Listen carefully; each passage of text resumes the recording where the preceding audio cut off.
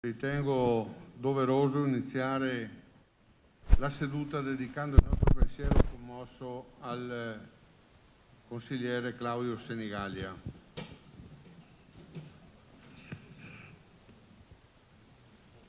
Per 2 legislature consigliere regionale, vicepresidente della prima commissione, grande esperto di sanità oltre che di sociale. Con un minuto di silenzio e ricordando l'ex consigliere Claudio Senigallia, scomparso 2 giorni fa, il nuovo consiglio regionale ha dato il via all'11ª legislatura.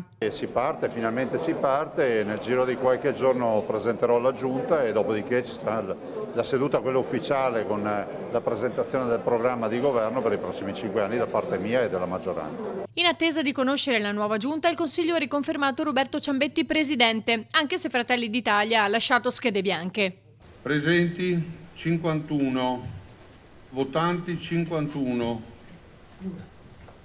schede bianche 14, Roberto Ciambetti 37, presidente eletto Roberto Ciambetti.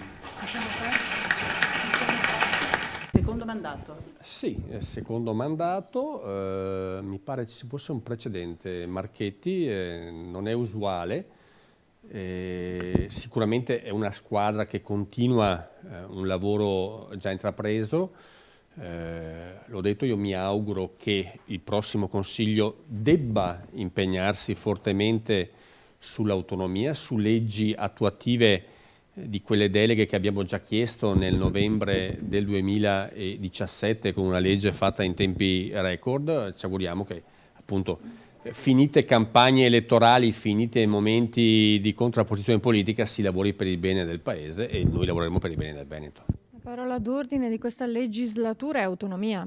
Sì, io ricordo, ero da esterno perché ero a quel tempo in provincia, ricordo la legislatura 2000-2005 con l'attuazione dei decreti Bassanini, che fu una legislatura importante per il Consiglio regionale, la legge 11-2001 che segnò una svolta proprio dell'attività regionale.